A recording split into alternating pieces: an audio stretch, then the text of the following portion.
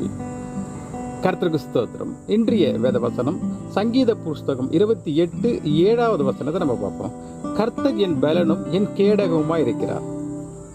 என் இருதயம் அவரை நம்பி இருக்கிறது. நான் சகாயம் பெற்றேன், அதனால் என் இருதயம் களி கூறுகிறது. என் பாட்டினால் அவரை துதிப்பேன். இங்க பாருங்க, இந்த வசனம் கர்த்தரிடத்துல நாம் பெற்ற ஆசீர்வாதத்திற்கு பதிலாக நன்றி சொல்லுகிற மாதிரி இந்த வசனம் கொடுக்கிறது. என்னுடைய வாழ்க்கையிலிருந்து நம்ம பார்க்கும் போனால் கர்த்தர் எனக்கு பலனாக இருக்கிறார். எப்படி?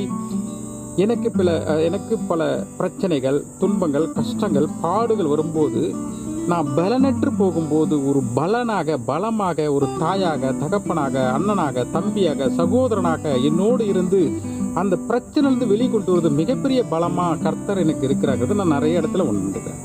ரெண்டாவது, கேடயமாக இருக்கிறார்கள். கேடயம் அப்படிங்கிறது ஒரு தற்காப்பு கருவி. அது ஆபத்து நேரத்தில் தன்னை பாதுகாத்து கொள்வதற்காக பிடித்து கொள்ளக்கூடிய ஒரு கேடயங்கிறது அந்த கருவி.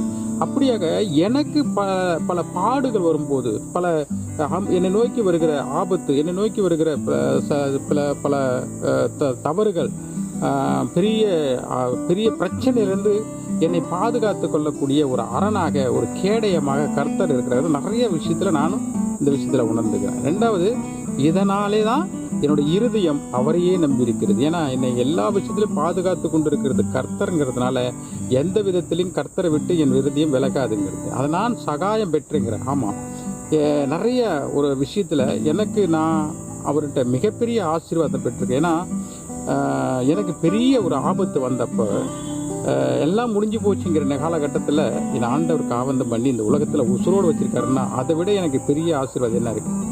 அதனால தான் நான் எந்த நேரத்துலையும் என்னுடைய இருதயம் அவருக்கு பாடிக்கொண்டே நன்றி சொல்லிக்கொண்டே இருக்குங்கிறது இந்த வசனம் சொல்லி முடிக்கிறேன்.